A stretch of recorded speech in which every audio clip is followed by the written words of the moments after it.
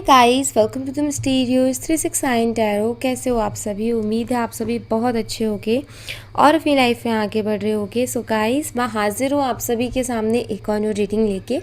और रीडिंग होगी कल रात के एनर्जीज़ के लिए। देखें कि आपके पर्सन के लास्ट नाइट थॉट्स क्या थे आपके लिए, कल रात वो आपके बारे में क्या सोच रहे थे, उनकी कल रात की एनर्जीज़ क्या थी। सो वही सब हम इस रीडिंग में देखने वाले हैं। सो गाइस, ये जो रीडिंग है सबके लिए है, सब लोग इसे देख सकते हैं, चाहे कांटेक्ट में है नो कांटेक्ट में, जो भी आपकी जैसे भी आपकी सिचुएशन है आप इस रीडिंग को देख सकते हो। ये एक जर्नल रीडिंग है, तो ये ध्यान रहे कि हर एक मैसेज आपसे रेजोनेट नहीं करेगा। कभी कभी हो सकता है पूरी रीडिंग रेजोनेट कर जाए, कभी कभी हो सकता है कि कुछ कुछ ही मैसेजेस आपसे रेजोनेट करें या कुछ परसेंट ही रीडिंग आपसे रेजोनेट करे। ठीक है, ये एक टाइमलेस रीडिंग है, आप इसे जब मर्जी देख सकते हो, आपको हेल्प करेगी। एंड गाइस, अगर रीडिंग पसंद आए तो आपको लाइक ज़रूर से करना है, मुझे अच्छा भी लगेगा और एनर्जी एक्सचेंज भी होगी। सेकेंड, अगर रेजोनेट करती है तो आप मुझे कमेंट भी करके बताएं एंड पॉजिटिव एनर्जी को क्लेम अपने लिए ज़रूर से करें। और अगर रीडिंग पसंद आती है, रेजोनेट करती है, तो चैनल को सब्सक्राइब ज़रूर से करें। ठीक है, और एक छोटी सी इन्फॉर्मेशन, अगर आप मुझसे पर्सनल रीडिंग लेना चाहते हो, स्क्रीन पर व्हाट्सएप नंबर दिए गए हैं, आप उस पर कांटेक्ट कर सकते हो। तो चलिए रीडिंग को शुरू करते हैं और देख लेते हैं क्या आता है रीडिंग में। लेट्स सी कि कल रात आपके पर्सन किस एनर्जी में थे, वो हम देख लेते हैं। आपके पर्सन की कल रात की एनर्जीज मैं नहीं ले रही अभी।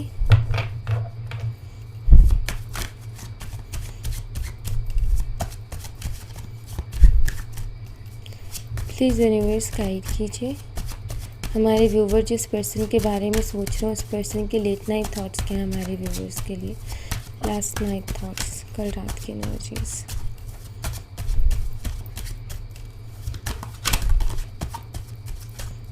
Angels, spirit guides words clear करें।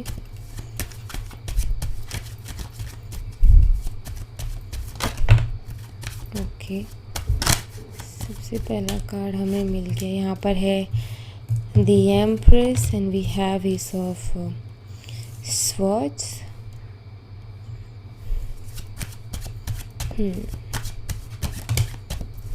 टू ऑफ स्वॉर्ड्स, इसके बाद में टू ऑफ स्वॉर्ड्स ही आता है। यहाँ पर six of pentacles, to of swords, six of pentacles. Okay, bottom of deck से है टू ऑफ कॉइन्स। तो एक कन्फ्यूज़न वाली एनर्जी तो यहाँ पर डेफिनेटली दिखाई देती है। और ओके, मुझे यहाँ पर ऐसा दिखाई देता है कि आपके पर्सन की लाइफ में और भी ऑप्शंस हैं। देखो, जहाँ तक मैं बात करूँ सब लोगों की, सो यू नो, हम सब के पास ही ऑप्शंस बहुत हैं। कोई भी ऐसा पर्सन नहीं है जिसके पास ऑप्शंस ना हो।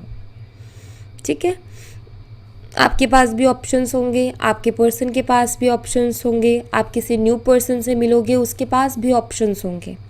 सबके पास ऑप्शंस होते हैं, कोई भी ऐसा पर्सन नहीं है जिसके पास ऑप्शंस ना हो। सो यहाँ पर ना बात आ जाती है चॉइस की, कि हम उन ऑप्शंस को अपनी ज़िंदगी में लेकर के आते हैं या उन ऑप्शंस से हम अपने आप को दूर रखते हैं, अपना एक माइंड क्लियर करके। ठीक है, मुझे यहाँ पर कुछ ऐसी एनर्जी दिखाई देती है गाइस कि आपके पर्सन आपके लिए एकदम क्लियर थे कि आप ही वो पर्सन हो जिन्हें ये अपना लाइफ पार्टनर बनाना चाहेंगे। इनको सारी खूबियाँ आपके अंदर दिखाई दे रही थी, आप इनको एकदम परफेक्ट लग रहे थे कि यस, ये पर्सन मेरे लिए बिल्कुल परफेक्ट है। इनका एक क्लियर माइंडसेट था आपको लेकर के।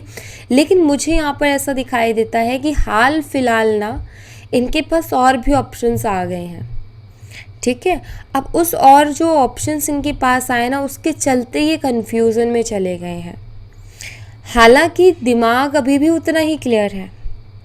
ठीक है, यू नो, यहाँ पर मुझे दिखाई देता है कि दिमाग उतना ही क्लियर है अभी भी आपको लेकर के कोई नेगेटिव थॉट्स नहीं है। पता है आप परफेक्ट हो, लेकिन एक उतना ऑप्शंस आ जाना, अब जब ऑप्शंस हमारी ज़िंदगी में आते हैं या फिर हम उन ऑप्शंस पर ध्यान देने लगते हैं तो हमें कहीं ना कुछ बेहतर दिखेगा।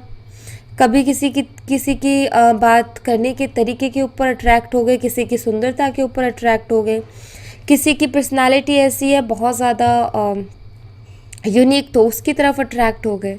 तो बहुत सारी अलग अलग चीज़ें होती हैं, हर इंसान के अंदर कुछ ना कुछ खूबी होती है जो कि उस खूबी से वो बाकी लोगों को अपनी तरफ अट्रैक्ट करता है।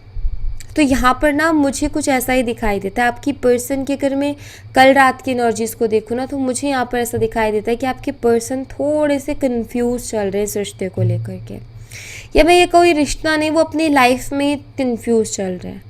उनको समझ में नहीं आ रहा है कि मुझे जो है क्या चूज़ करना चाहिए, क्या करना चाहिए और क्या नहीं करना चाहिए, मेरे एक्शंस, मेरे डिसीजंस किस तरफ जाने चाहिए, किस तरफ नहीं जाने चाहिए।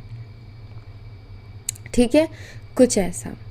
एंड मुझे कुछ लोगों के लिए ये भी नज़र आता है कि ये जो ऑप्शंस है ना, ये इनकी मदर के साइड से भी लाए गए हैं। ठीक है, लाइक अगर आप दोनों के रिश्ते में फैमिली इश्यूज़ हैं तो यहाँ पर मुझे दिखाई देता है कि इनकी मदर है ना, मदर, उनकी साइड से भी कुछ ऑप्शंस इनकी ज़िंदगी में लाए गए हैं। ठीक है, जैसे इनके मदर ने इनके सामने चॉइसेस रखी है कि तुम देख लो, ये मेरी चॉइसेस हैं, अब इसमें से तुम्हें क्या पसंद है। ऐसा भी कुछ हो सकता है, ये भी डील कर रहे हो ऐसी भी किसी चीज़ से। जैसे कि मुझे ये भी दिखाई देता है कुछ लोगों के लिए कि इनकी मदर ने बिल्कुल क्लियरली इनको बोल दिया है कि जो मैं करूँगी वही होगा और इसके अलावा कुछ नहीं होगा, जिसके चलते भी अब ये फंस गए हैं यहाँ पर कि अपने मन की करें कि अपनी मदर की सुने। ये ऑप्शंस आ गए हैं। एक एनर्जी में दिखाई देता है मुझे, देखो ये जो मदर वाला इशू है उनके साथ है जिनका फैमिली इशू चल रहा है। ठीक है, एक सीन मुझे दिखाई देता है कि आपकी पर्सन, एक तरफ आप हो और एक तरफ इनके ऑप्शंस हैं जिनमें कहीं फंस गए हैं। ठीक है, तो इनकी कल रात की जो एनर्जीज निकल के आ रही है वो है ओवर थिंकिंग की एनर्जीज। बहुत ज़्यादा सोचना, बहुत ज़्यादा ओवर थिंक करना, क्योंकि ये ओवर थिंक को ही रिप्रेजेंट कर रहे हैं यहाँ पर cards.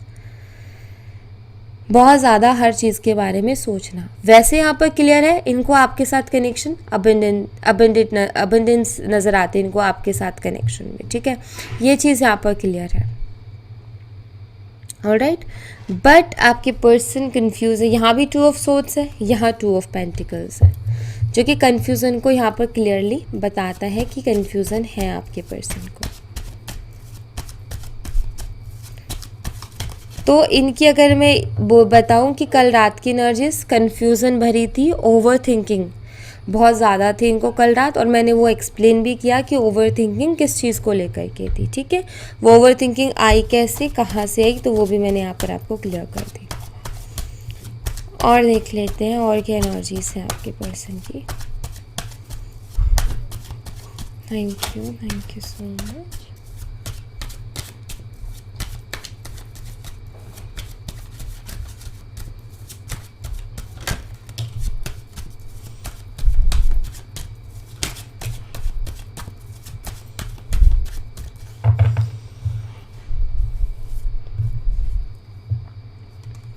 Knight of Swords with the 6 of Wands।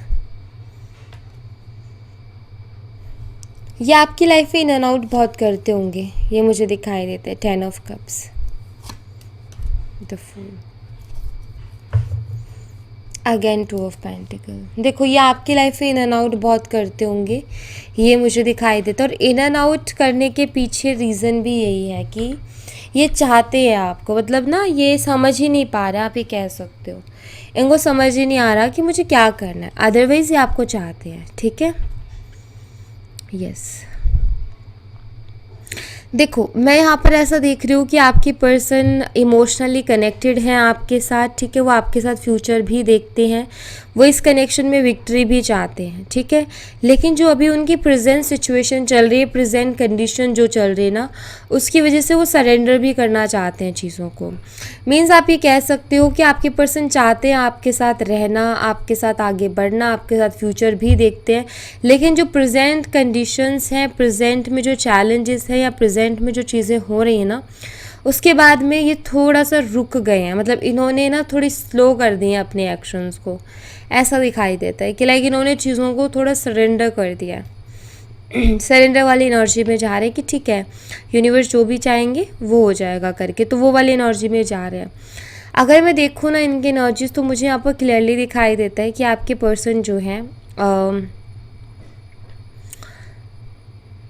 थोड़े से इमोशनल तो ठीक है, लेकिन उसी के साथ एक प्रैक्टिकल सी भी एनर्जी निकल के आ रही है। मतलब एक ऐसी एनर्जी जहाँ पर ना इनको दोनों ही साइड सही लग रही हैं, एक तो खुद के मन की भी, ठीक है, क्योंकि उसमें इमोशंस जुड़े हैं, वहाँ पर प्यार है, वहाँ पर कोई भी किसी तरीके का वो और मटेरियलिस्टिक चीज़ें नहीं है, वहाँ पर इमोशनल चीज़ें हैं कनेक्टेड, ठीक है।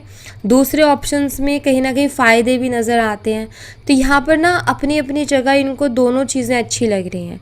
अभी दिक्कत ये हो रही है कि इनको क्या चूज़ करना है। मुझे बेसिकली यहाँ पर ऐसा दिखाई देता है कि आप दोनों के बीच में कमिटमेंट का इशू आ रहा है, आप दोनों के बीच में शादी का इशू आ रहा है। ऐसा नज़र आता है कि आप उनसे शादी करना चाहते हो और उन्होंने बहुत टाइम से आपको बोला हुआ भी है कि वो करेंगे आपसे शादी, लेकिन अभी आपको उन्होंने बहुत कंफ्यूज करके रखा है, अभी वो आपको कोई क्लियरिटी नहीं दे रहे हैं, अभी आपको अटका करके उन्होंने रखा है।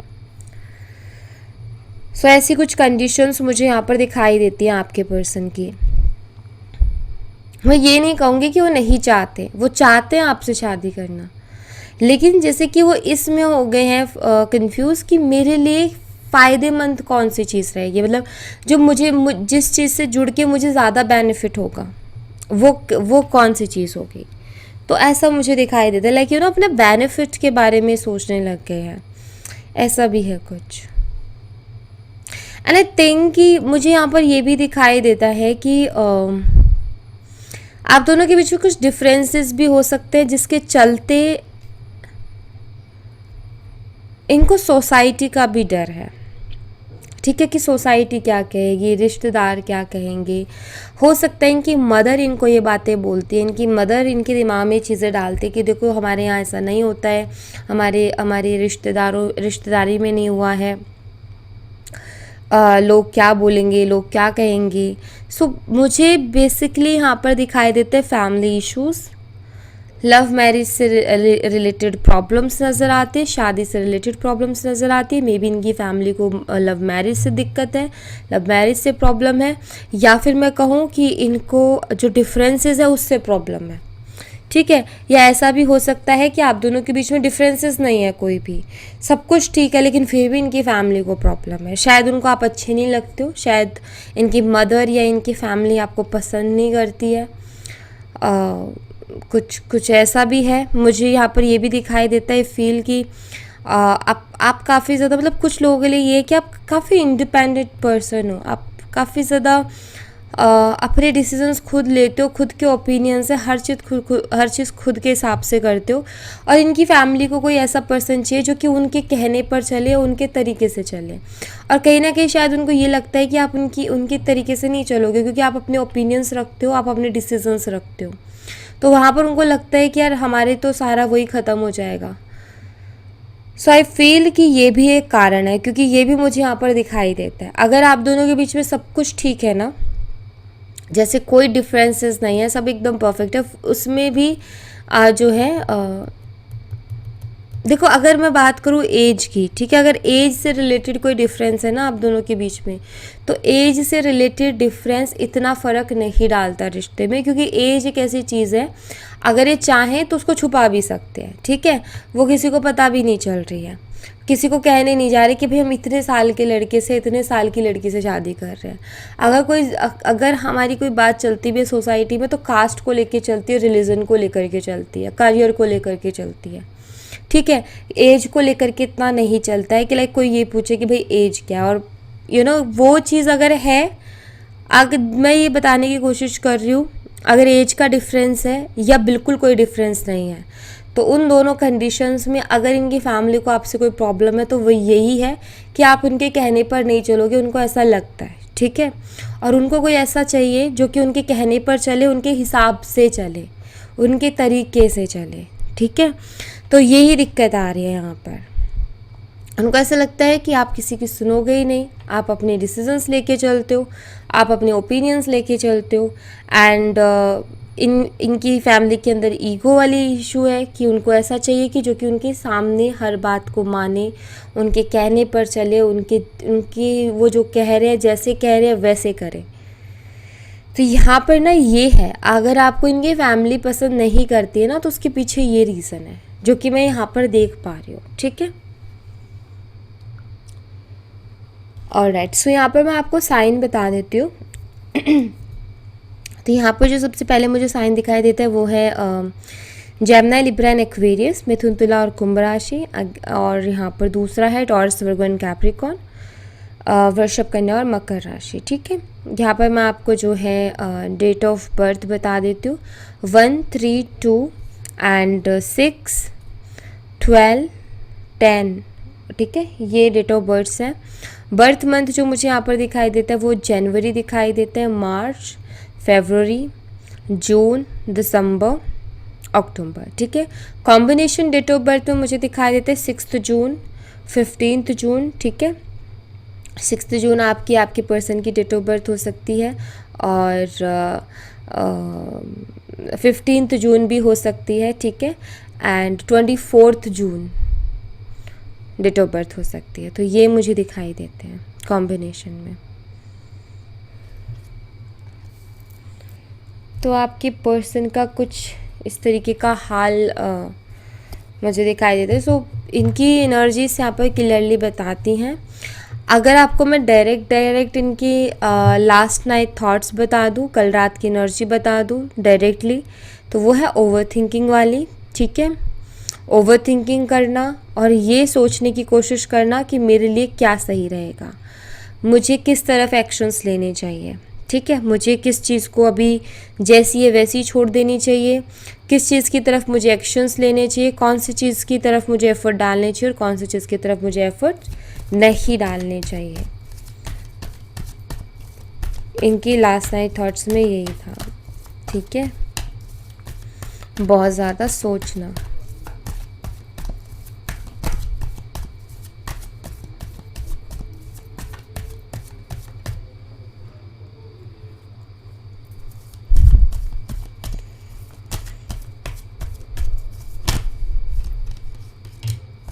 यहाँ पर है सेपरेशन।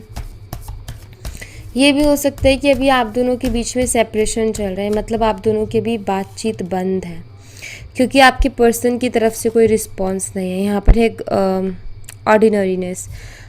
ओके, मुझे ऐसा दिखाई दे रहा है कि आपके पर्सन ना बहुत ज़्यादा ऐसे हो गए, लाइक ज़्यादा किसी से बात नहीं कर रहे हैं। देखा जाए तो बॉटम ऑफ द डेक से, और देखो स्लोइंग डाउन, मैंने कहा ना कि ये भी स्लो हो गए हैं। मैंने अभी आपसे जिक्र किया था कि इनके एक्शंस बहुत स्लो हो गए हैं, इनके एक्शंस उस तरीके से निकल के नहीं आ रहे हैं।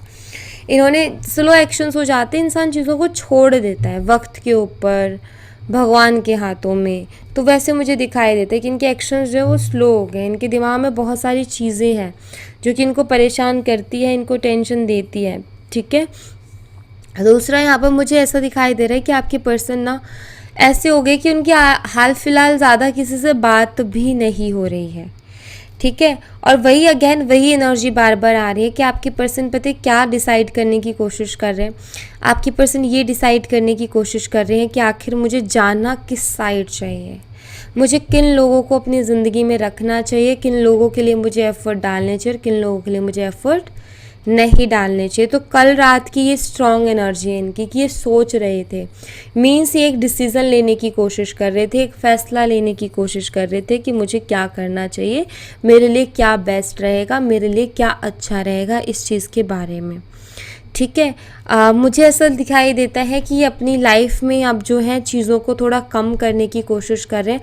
मीन्स बहुत सारे लोग इनकी ज़िंदगी में है ना, फ्रेंड्स एंड ऑल। ठीक है, तो जो भीड़ लगी हुई ना इनका ये कि भी मुझे छांटना है, मतलब छांटने का ये कि बस इस पर्सन को मुझे अपनी ज़िंदगी में रखना है, इसको नहीं रखना है। तो अभी मुझे ऐसा दिखाई दे रहा है कि ये जो अपनी लाइफ से ना कुछ चीज़ों को बाहर निकाल रहे हैं और कुछ चीज़ों को ही तवज्जो दे रहे हैं।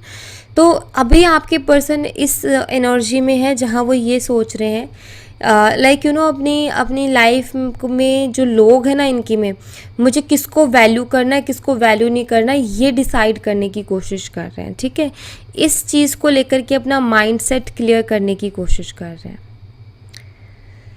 ओके, सो मैं यहाँ पर ऐसा देख रही हूँ कि आपके पर्सन ना ये कोई भी फैसला इमोशनल होकर के नहीं लेना चाहते कि भाई मैं किसी चीज़ के लिए बहुत इमोशनल हूँ और मैंने ले लिया फैसला। बिकॉज इनका जो सोचने का तरीका है वो कुछ ऐसा है कि बहुत ज़्यादा इमोशनल होकर भी हमें फ़ैसला नहीं लेना चाहिए, क्योंकि जब हम बहुत ज़्यादा इमोशनल होकर के फ़ैसला लेते हैं ना, तब भी हमारे साथ गलत हो जाता है। तो इनका माइंडसेट ऐसा है, क्योंकि कुछ चीज़ें ऐसी होती है ना कि हम बहुत इमोशनल होकर ले तो लेते हैं, लेकिन बाद में हमें तकलीफ़ दे रही होती है, परेशानी पहुंचा रही होती है, जिसका कोई मतलब नहीं निकलता। तो मुझे ये दिखाई देता है कि आपकी पर्सन का ये माइंडसेट है कि मुझे प्रैक्टिकल होकर के और अपने चारों तरफ से फ़ायदे देख कर के चीज़ों को चूज़ करना है, डिसीजंस लेना है। मेरी जब मुझे लगेगा ना कि मेरी पाँचों उंगलियां घी में हैं, देन मैं उस डिसीज़न को या उस चीज़ को ले लूँगा। तो ऐसी वाली एनर्जी है। इस वक्त आपकी पर्सन बहुत ज़्यादा चीज़ों को एनालाइज करने की कोशिश कर रहे हैं, चीज़ों को समझने की कोशिश कर रहे हैं, कौन सी चीज़ मेरे लिए अच्छी होगी, कौन सी चीज़ मेरे लिए बुरी होगी, इन सब चीज़ों के बारे में बहुत ज़्यादा सोच रहे हैं, ये दिखाई देता है। बहुत ज़्यादा इमोशनल एनर्जी निकल करके इनकी नहीं आ रही है, बहुत ज़्यादा फीलिंग, इमोशन, थॉट्स नहीं आ रहे हैं, बहुत ज़्यादा किसी चीज़ के रियलाइजेशन या रिग्रेट नहीं दिखाई दे रहा है। यहाँ पर क्लियर दिखाई दे रहा है सोचना, अपने बारे में सोच रहे। इस वक्त आपके पर्सन सेल्फिश हो रखे हैं, सिर्फ अपने बारे में सोच रहे हैं, अपने फ़ायदे के बारे में सोच रहे हैं। बाकी जो भी है ठीक है, उससे फ़र्क नहीं पड़ता, बस ये अपने फ़ायदे का सोच रहे हैं कि मेरा फ़ायदा होना चाहिए, मेरा बेनिफिट होना चाहिए। मुझे ये भी दिखाई देता है कि ये चीज़ भी एक तो इनका खुद का माइंडसेट है, बट अगर ये इमोशनली, ये दिल से सोचते ना, तो फिर इनकी जो फैमिली है ना, उनकी बातें ऐसी है कि उनको सोचने नहीं देती। मतलब इनकी फैमिली शायद इनके सामने ऐसी बातें करती हैं कि इमोशनल होके कुछ नहीं रखा, अपना फ़ायदा देखो, अपना मतलब देखो, तुम्हें आगे जाके प्रॉब्लम हो जाएगी एंड ऑल। मतलब ये सारी चीज़ें इनके साथ चलती हैं, तो इस वजह से ये ऐसे हो गया। सो अभी हाल फिलहाल ना मैं यही कहूँगी कि इनका ना कुछ ऐसा हो गया है कि ये खुद में हो गए हैं अभी। ठीक है, सोशल नहीं हो रहे हैं बहुत ज़्यादा, ऐसा दिखाई देता है। यस, तो इनकी कुछ ऐसी एनर्जी है और ये लेंगे फ़ैसला लेके ये आपको भी क्लियरिटी देंगे, ऐसा नहीं है कि नहीं देंगे, ये आपको क्लियर करेंगे, मुझे ऐसा दिखाई देता है। 1 हफ़्ते का टाइम आई थिंक ये लेंगे और सोचने के लिए, और फिर 1 हफ़्ते में आपको क्लियर कर देंगे। सो मुझे दिखाई देता है जून का फर्स्ट वीक ये आपको क्लियरिटी दे सकते हैं। ठीक है बाबा, प्लीज़ हमारे व्यूवर्स के लिए मैसेज दीजिए। हमारे व्यूवर्स के लिए क्या मैसेज है आपकी तरफ से? गाइड कीजिए बाबा हमारे व्यूवर्स को, हमारे व्यूवर्स के लिए मैसेज दीजिए बाबा please.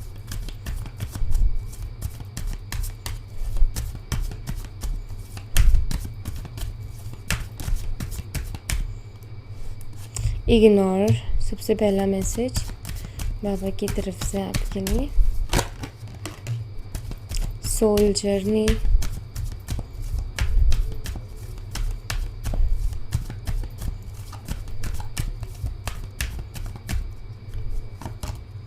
Cut, clear and cancel, trust. देखो बाबा यहाँ पर आपसे कह रहे हैं ट्रस्ट रखने को। यहाँ पर चेंज का कार्ड है, फेस द पेन।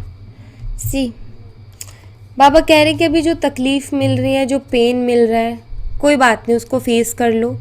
ये टाइम थोड़ा सा शायद टफ़ है, ये टाइम थोड़ा सा ठीक नहीं है, बट अभी जो भी है ठीक है। जो पेन मिल रहा है ना, उसको एक्सेप्ट करो, ठीक है, एंड उससे कुछ सीखने की कोशिश करो, उससे कुछ सीख लेने की कोशिश करो, उससे कुछ एक्सपीरियंस लेने की कोशिश करो अपनी लाइफ में। ठीक है, ट्रस्ट रखो यूनिवर्स के ऊपर, विश्वास रखो यूनिवर्स के ऊपर। वो आपकी लाइफ में चेंजेस डेफिनेटली लेके आएंगे, वो आपकी लाइफ में बदलाव डेफिनेटली लेके आएंगे। तो आपने ये नहीं सोचना है कि मेरी ही लाइफ में क्यों है इतनी तकलीफ। देखो आपकी लाइफ में चेंजेस आ जाएंगे, आपकी लाइफ में बदलाव आ जाएंगे। ट्रस्ट रखो यूनिवर्स के ऊपर। ठीक है, अभी थोड़ा समय ठीक नहीं चल रहा है, लेकिन थोड़े टाइम बाद समय ठीक चलेगा। यहाँ पर बाबा कह रहे हैं इग्नोर करो उन लोगों को, उन चीज़ों को जो आपको हर्ट कर रही हैं, पेन दे रही हैं, परेशान कर रही हैं। आपका मेंटल पीस जो है उन्होंने कहीं गायब किया हुआ है, उनकी वजह से आप बहुत स्ट्रेस ले रहे हो। ऐसे लोगों को इग्नोर करो। इग्नोर करो ऐसे लोगों को, ज़्यादा ध्यान देने की ज़रूरत नहीं है ऐसे लोगों के ऊपर जो आपको पेन दे रहे हैं। सबसे पहले तो बाबा का मैसेज यही आया था आपके लिए, ठीक है। तीसरा यहाँ पर है, देखो, कट, क्लियर एंड कैंसिल। 3 चीज़ का ध्यान रखो अपनी ज़िंदगी में। अपने पास्ट की या फिर प्रेजेंट की जो भी चीज़ें आपको बहुत ज़्यादा परेशान कर रही हैं, आपकी आपकी आपकी मेंटल पीस को आपसे छीन रही है ना, उनको अपनी ज़िंदगी में कट, क्लियर और कैंसिल कर दो। यहाँ पर देखो आपके लिए एक मैसेज बहुत स्ट्रांगली है, ignore and cut, clear and cancel, दोनों कहीं ना कहीं सेम ही मैसेजेस हैं कि ऐसे लोगों को, ऐसी चीज़ों को अपनी ज़िंदगी से बाहर निकाल देना जो हमें सर्व नहीं कर रही है या जो हमें पॉजिटिव फील नहीं करवा रही है, क्योंकि ये आपके लिए कभी अच्छी हो भी नहीं सकती है। आज ये आपको परेशान कर रहे हैं, आज ये आपको मेंटली इतना ज़्यादा स्ट्रेस दे रहे हैं, तो कल का क्या गारंटी है कि वो कल को नहीं देंगे, ठीक है। तो यहाँ पर ना आपको, जैसे कि बाबा कह रहे हैं, आप भी अपने बारे में सोचना शुरू कर दीजिए। आपको कहीं ना कहीं ये तो एक्सपीरियंस हो गया होगा पास्ट के एक्सपीरियंसेस से कि लोग सिर्फ अपने बारे में सोचते हैं, अपने हिसाब से सोचते हैं, अपने मतलब से सोचते हैं, बाकी उनको फ़र्क नहीं पड़ता। ये एक्सपीरियंस आपने कर लिया होगा अपनी ज़िंदगी में, तो फिर उस एक्सपीरियंस को करने के बाद में आप क्यों नहीं सोच रहे हो अपने बारे में, आप क्यों नहीं अपने ऊपर ध्यान दे रहे हो। तो वही है, बाबा कह रहे हैं कि आप अपने ऊपर ध्यान दीजिए, आप भी अपने लिए सेल्फिश हो जाइए, आप भी अपना फ़ायदा सोचिए, इमोशनली मत ज़्यादा डील कीजिए चीज़ों से, ठीक है। यहाँ पर है सोल जर्नी का मैसेज, जो कि यहाँ पर बताता है कि आपको अपने सोल पाथ से जुड़ना चाहिए। आपको ना अपनी अंतरात्मा की सुननी चाहिए। आपकी अंतरात्मा जो काम आपको करने के लिए बोल रही है वो करो, सिर्फ रिलेशनशिप को लेकर के नहीं, अपनी ओवरऑल लाइफ को लेकर के। आपकी अंतरात्मा कुछ तो आपसे कह रही है, बट आप मान ही नहीं रहे हो, आप सुन ही नहीं रहे हो उसकी। आपके दिमाग में ऐसी चीज़ें बैठ गई हैं ना कि आप उसकी सुन ही नहीं पा रहे हो।